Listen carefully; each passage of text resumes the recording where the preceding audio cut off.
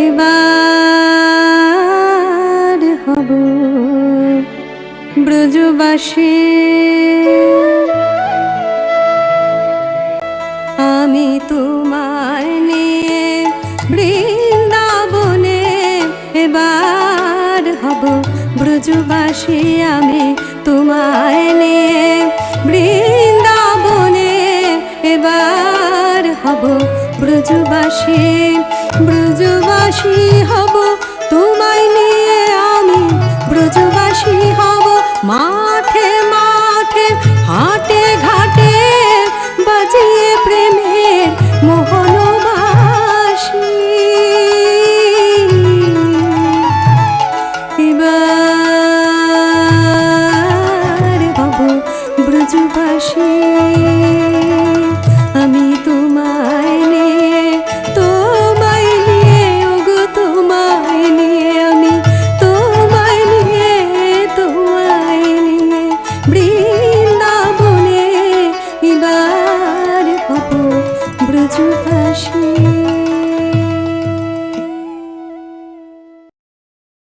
নমস্কার, গীত গোবিন্দমের 10ম পর্বে সকলকে জানাই স্বাগতম।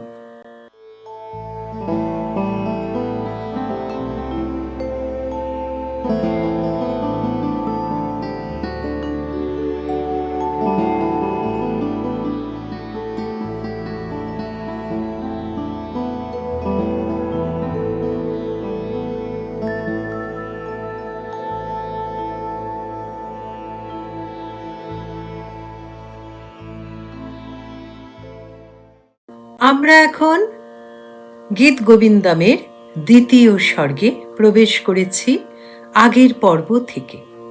এই 2য় স্বর্গটির নাম অক্লেশ কেশব। সেই অক্লেশ কেশব স্বর্গটিতে মোট 20টি শ্লোক রয়েছে। আগের পর্বে আমরা 7টি শ্লোক সম্বন্ধে জেনেছি। অপর গোপনারীদের সঙ্গে তাঁর শ্রীহরি প্রেম লীলায় মত্ত। এই দৃশ্য দেখে শ্রী রাধা তীব্র অভিমানে সেই কুঞ্জ ছেড়ে চলে গেলেন অন্য এক লতা কুঞ্জে। সেখানে আমরা দেখলাম শ্রীমতীর দুঃখ বেদনা অভিমান। তার সখীকে তিনি দিনহীনার মতো কেঁদে বললেন, সঞ্চরা দাধারা সুধা মধুরা ধানী মুখারিতা মোহনা বংশম। তিনি কৃষ্ণকে হারিয়ে ব্যথাতুর এবং তিনি এটা মেনে নিতে পারছেন না যে প্রেমলীলা তার সঙ্গে তার শ্রীহরি করেছেন, তিনি সেই একই জায়গায় একই প্রেমলীলা অপর গোপনারীদের সঙ্গে কিভাবে করছেন। তাহলে কোথায় রইল তার শ্রেষ্ঠতা? এই পর্যন্ত আমরা আগের পর্বে জেনেছি। আজ আমরা পরবর্তী শ্লোকে যাব। 8ম শ্লোক। বিশদ কদম্ব তলে মিলিতং কলিকলুষ ভয়ং শময়ন্তম মামপি কিমপি তরঙ্গ দনঙ্গ দৃশা মনসা রময়ন্তম। এর বাংলা অর্থ, দূর করে কলির পাপ ভয় বিকশিত কদম্বের মূলে হৃদয়ে আর নয়নে নিয়ে উচ্ছল অনঙ্গের তরঙ্গ। আমি জানি সখী, শ্রীহরি বিহার করছেন আমারই সঙ্গে। আগের পর্বে আমরা আরেকটি বিষয় আলোচনা করেছিলাম, প্রেমের পরম আশ্বাস বাণী। এই 8ম শ্লোকটিতে আমরা দেখছি ব্যথাতুর রাধা কখনো কখনো বলছেন, না না, শ্রীহরি ওই গোপনারীটির মধ্যে আমাকেই খুঁজছেন, আমাকেই ভেবেছেন, তাই মিলিত হচ্ছেন, অন্য নারীর সঙ্গে তিনি মিলিত হচ্ছেন না। এই অষ্টম শ্লোকটিতে রাধার এই মনোভাবটির প্রকাশ পাচ্ছে। আগের পর্বে আমরা এটি নিয়ে আলোচনা করেছিলাম। শ্রীরাধার দুরকম মনোভাব, কখনো ঈর্ষান্বিত হয়ে পড়ছেন, ক্রোধান্বিত হয়ে পড়ছেন, অভিমানী হয়ে পড়ছেন, আবার কখনো বলছেন, না না, শ্রীহরি তো আমার, তাকে আমি ভুল বুঝছি কেন। এই দুই রকম মানসিক অবস্থার প্রকাশ আমরা আগের পর্বে দেখেছি। আজ এই অষ্টম শ্লোকেও আমরা সেটি পেলাম। পরবর্তী শ্লোকটি দেখি। শ্রী জয়দেবা ভনিতম অতি সুন্দর মোহনা মধুরী পুরূপম হরিচরণ স্মরণং প্রতি সং প্রতি পুণ্য বতমনুরূপম। এর বাংলা অর্থ, শ্রী জয়দেব কবি এই যে দেখছে মধুরীপুর মোহন মূর্তি, আর পুণ্যবানেরা দেখছে যে শ্রীচরণ, দুই হলো এক। এরপর দশম শ্লোক থেকে অষ্টাদশতম শ্লোক পর্যন্ত আমরা শুধুমাত্র এক আদি রসের বর্ণনা পাই শ্রী জয়দেবের সৃষ্টিতে। বৃতানে কুঞ্জ গৃহা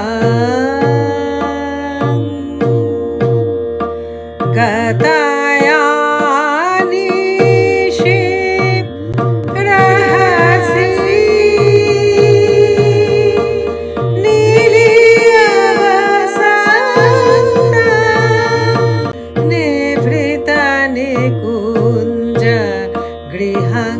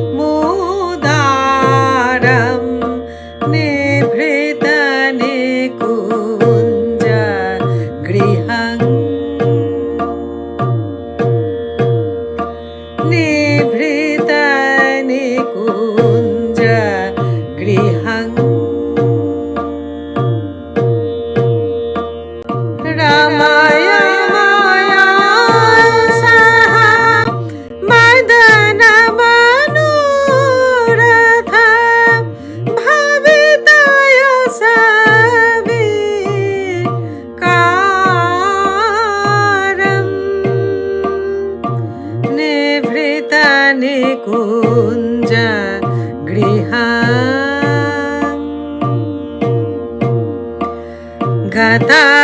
গতায়ানি শিব রহসি নীলিয়াবসন্ত নিভৃতানি কুঞ্জ গৃহং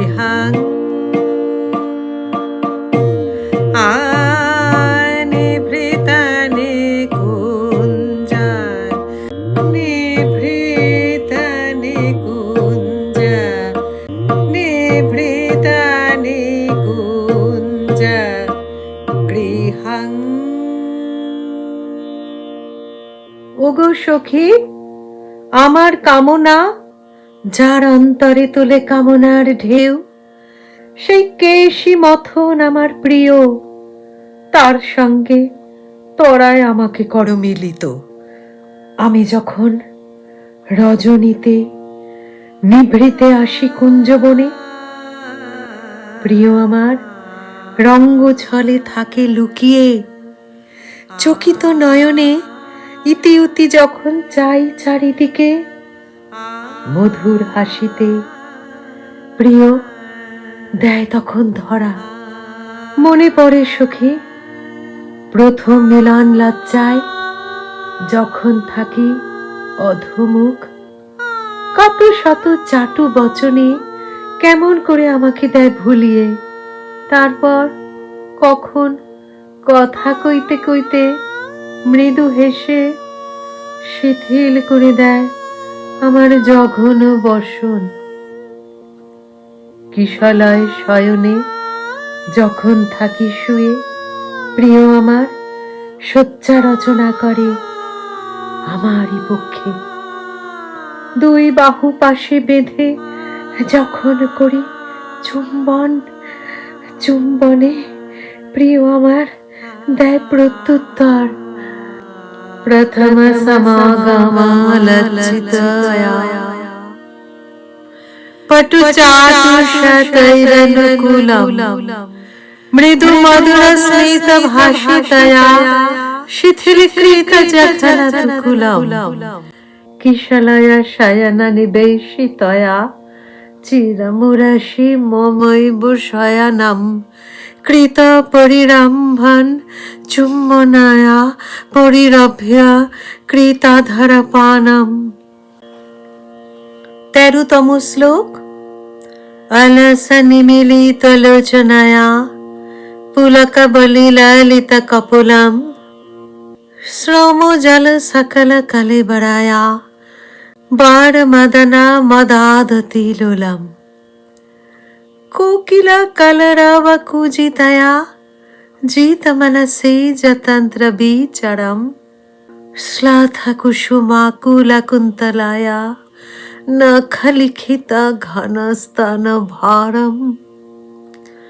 প্রেম লালসে যখন আখি আমার আসে মুদে, প্রেম পুলকিত হয়ে ওঠে প্রিয়ের গণ্ড। আমার অঙ্গের শ্রম জলধারা দেখে জ্বলে ওঠে দ্বিগুণ মদনানল প্রিয়ের অন্তরে। রতিকালে যখন আমি কুজন করে উঠি, প্রেম শাস্ত্র পণ্ডিত প্রিয় আমার ভুলে যায় তখন কামকেলির পৌর বা পর্য। আলুলায়িত কেশপাশ থেকে যখন শিথিল হয়ে ঝরে পড়ে কুসুম, অধীর প্রিয় আমার ঘন স্তন ভারে মুদ্রিত করে দেয় নখরেখা।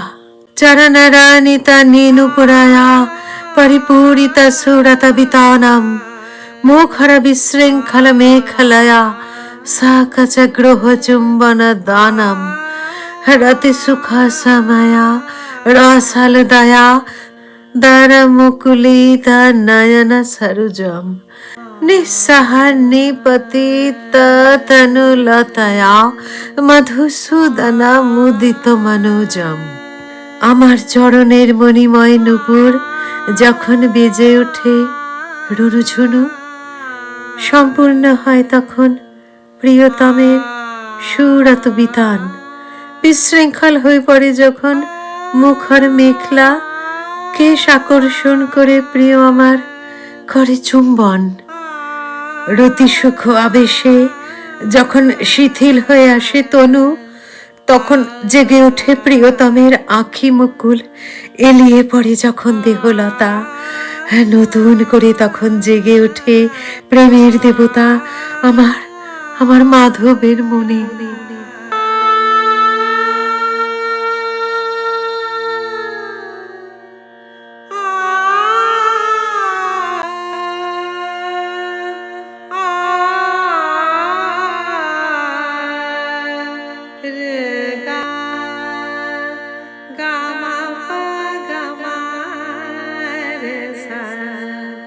রে নি সা রে গা, গা মা পা দা মা দা পা মা গা, গা মা পা গা মা রে সা, রে নি সা রে গা। এইভাবে এই 7টি শ্লোকের মধ্য দিয়ে আমরা আদি রসের সবিস্তার বর্ণনা পেলাম। পূর্বরাগ, মিলন, রতিক্রিয়া, শিথিলতা, এই সবটুকুর বর্ণনা কবি জয়দেব ভারী সুন্দর করে সংস্কৃত ভাষায় বুঝিয়ে দিলেন তার একটি পর্যায়। এই প্রসঙ্গে একটি বিশেষ কথা বলার আছে। গীতগোবিন্দ একটি প্রাপ্তবয়স্ক কাব্যগ্রন্থ, কখনোই এটি বালক বালিকা বা শিশুদের জন্য নয়। এটি কাদের জন্য? এটি তাদের জন্য যাদের বস্তু জ্ঞান হয়েছে, যারা রসের অধিকারী এবং এই দেহকে ও রসকে চেনেন জানেন বলেই দেহাতীতকেও বুঝতে পারেন। দেহাতীত বিষয়টি কি? দেহের ওপারে, সেটি দেহাতীত। যে আনন্দের বর্ণনাটুকু আমরা করলাম, এটি দেহভিত্তিক হলেও কিন্তু দেহাতীত। আরেকটু বুঝিয়ে বলি, গীতগোবিন্দম এক অমর সাহিত্য সৃষ্টি এবং জগতে প্রত্যেক সার্থক সাহিত্য সৃষ্টি যে নীতি অনুসরণ করে, অর্থাৎ শ্লীলতা এবং অশ্লীলতাকে পেরিয়ে তার ঊর্ধ্বে চলে যায় এবং এক রসবস্তু সেই ক্ষেত্রটিতে গিয়ে পৌঁছায়। রসিক জনেরা কিন্তু এর একটি সুন্দর মীমাংসা করে গেছেন। যৌনতার বর্ণনা মানেই কিন্তু অশ্লীলতা নয়। আবার বলি, যৌনতা কিন্তু অশ্লীলতা নয়। শিল্পী বা কবিদের কাছে একটি ফুলের বিকাশও যা, যৌনলীলাও ঠিক তাই। একটি ফুল ফোটা, সেটিও তো যৌনলীলা। তাই শ্রেষ্ঠ শিল্প সবসময় কিন্তু এই শ্লীলতা অশ্লীলতার ঊর্ধ্বে থাকে।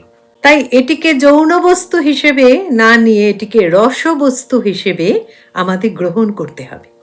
একজন চিকিৎসক যখন এক নগ্ন নারীর যোনি থেকে একটি সন্তানকে বার করে আনেন, তখন সেই চিকিৎসকের কাছে ওই প্রসূতির নারীলিঙ্গের কোনো তাৎপর্য কিন্তু থাকে না, অর্থাৎ যৌন তাৎপর্যতা থাকে না।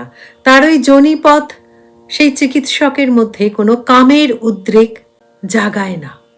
ঠিক তেমনি রসের ক্ষেত্রে যোনি বা সঙ্গম তার প্রাকৃত যৌন রূপকে হারিয়ে ফেলে এবং সেটি হয়ে ওঠে, কি হয়ে ওঠে?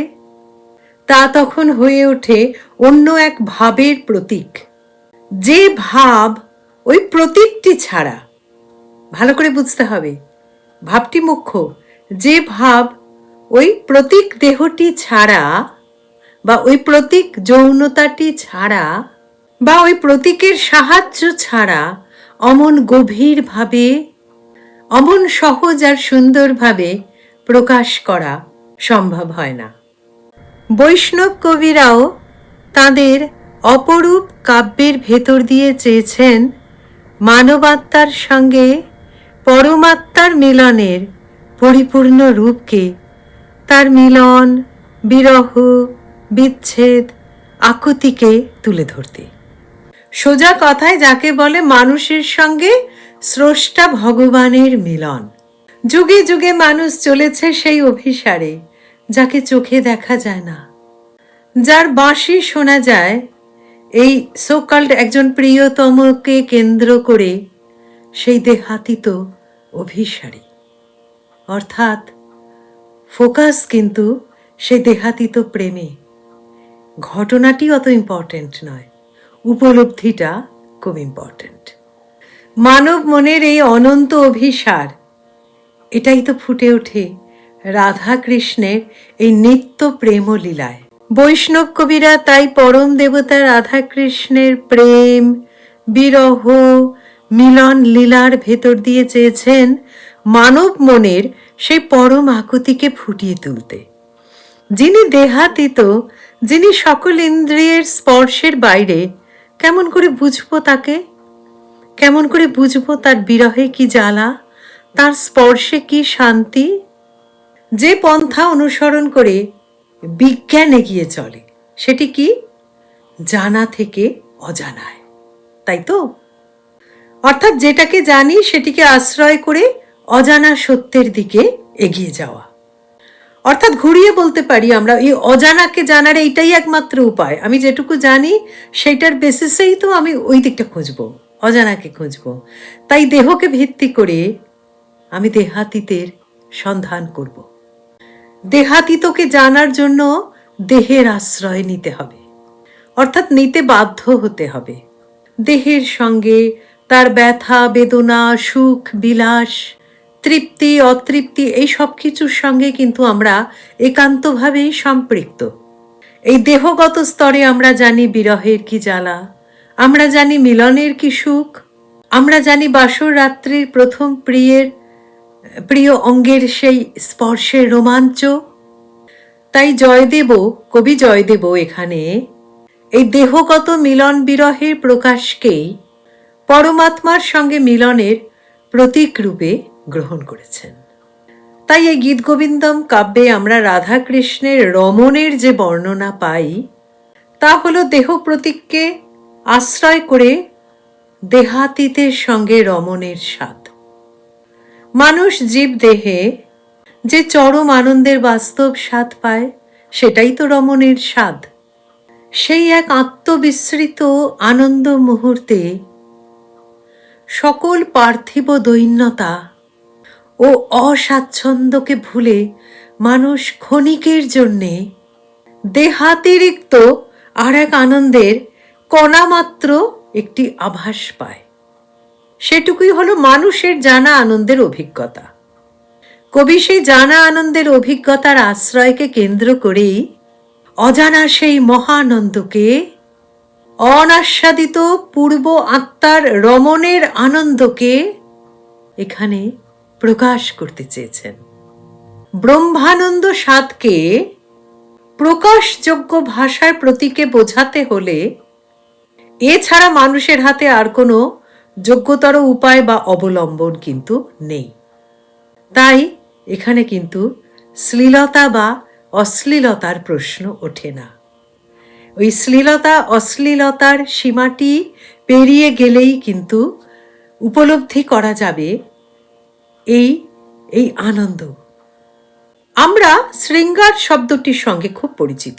এই শৃঙ্গার, এই কথাটির অর্থ কি? শৃঙ্গ কথাটির অর্থ হল সম্ভোগ করবার ইচ্ছার পূর্ণ জাগরণ। এই সম্ভোগ করার বাসনাটি পরিতৃপ্ত হয় ওই শৃঙ্গার রসের মাধ্যমে। প্রত্যেকটি সুরের যেমন একটি রূপ আছে, এক একটি সুরের কিন্তু এক এক রকমের রূপ। প্রতিটি রূপের আবার একজন করে অধিষ্ঠাতা দেবতা আছেন। তেমনি এই রসটিরও রূপ আছে, আর এই রূপটিরও একটি দেবতা আছেন। শৃঙ্গার রসের রূপ হল শ্যামবর্ণ, আর তার অধিষ্ঠাতা দেবতা হলেন শ্রীকৃষ্ণ। এই শৃঙ্গার রস, যার মধ্যে ওতপ্রোতভাবে জড়িয়ে আছে কাম, কামের ইচ্ছা, এটি কিন্তু জগতের আদি রস। এই সৃজন বাসনা থেকেই কিন্তু এই ব্রহ্মাণ্ডের সৃষ্টি হয়েছে। ভগবানের অন্তরে জাগে এই আদিম কাম, এক সৃজন বাসনা। তিনি এক ছিলেন, বহু হবার বাসনা তার মধ্যে জাগলো বলেই কিন্তু জাগলো এই বিচিত্র বিশ্ব, বা সৃষ্ট হলো এই বিচিত্র বিশ্ব। তাই শাস্ত্রে ভগবানকে বলা হয় রস বৈ স, তিনি রস, তিনি আদি রস। এই শ্রীকৃষ্ণ হলেন সেই আদি রসের রসঘন প্রত্যক্ষ মূর্তি। জাগতিক জীবনে কিন্তু এই কাম শব্দটির আমরা একটু নেগেটিভ অর্থেই কিন্তু তার ব্যাখ্যা করি, বা সেভাবেই নিই। কিন্তু তা নয়। কাম হলো আদিম সৃজন বাসনা, সেই অনাদি শক্তি যা অনন্তকাল ধরে বীজ থেকে অঙ্কুরকে ফোটায়, অঙ্কুর থেকে বৃক্ষকে জন্ম দেয়, বৃক্ষ থেকে জন্ম নেয় ফুল আর ফল, সমস্ত জীবনের জননী। তাই আমাদের বিবাহের সময়ও একটি মন্ত্র বলা হয়, যেটি বিবাহ মন্ত্রের প্রধান অংশ, সেটি হল কাম স্তুতি।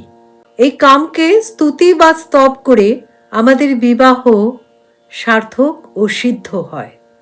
এই মন্ত্রটি কি?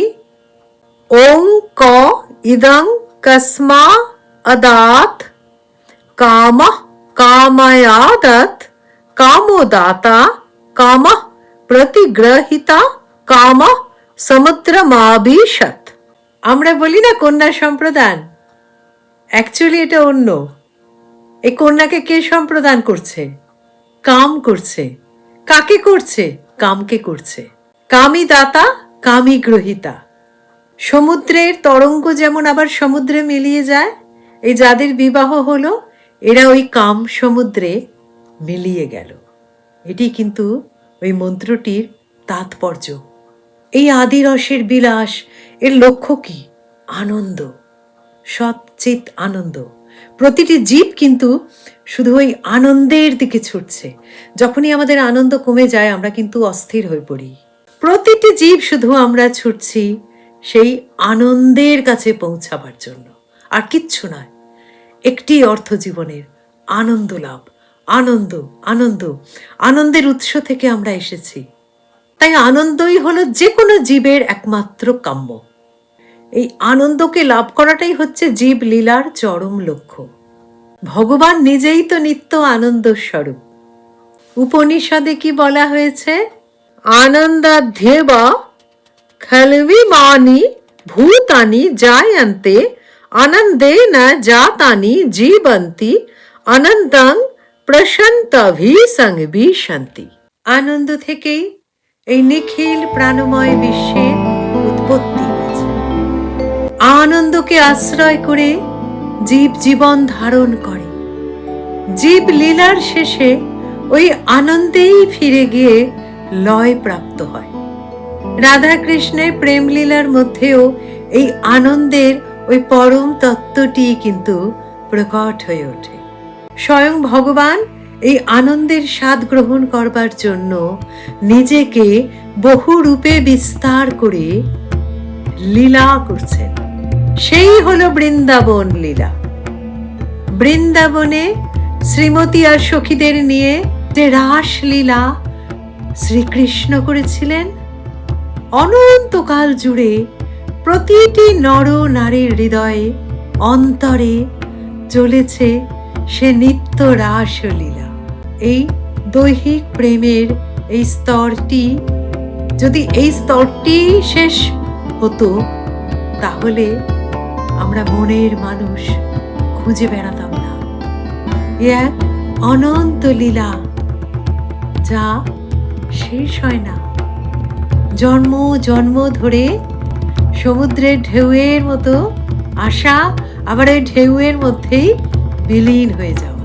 জাগতিক সাংসারিক জীবনে আবদ্ধ থেকে, মায়ায় আবদ্ধ থেকে আমরা সেই স্তরটিতে পৌঁছাতে পারি না, কিন্তু সেটি আছে, সেটি ঘুমিয়ে আছে আমাদের হৃদয়ে, প্রতিটি হৃদয়ে।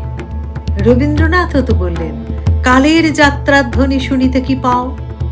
তাই গীত গোবিন্দমের মর্মার্থ গভীর, গভীর থেকে গভীরতম।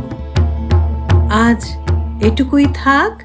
পরের পর্বে আমরা এই দ্বিতীয় স্বর্গ অক্লেশ কেশব সম্পূর্ণ করব।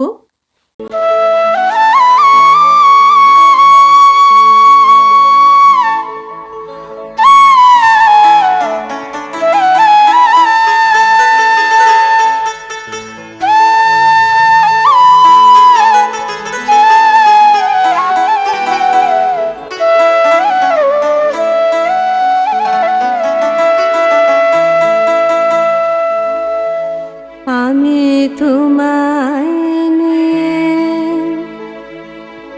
বৃন্দাবনে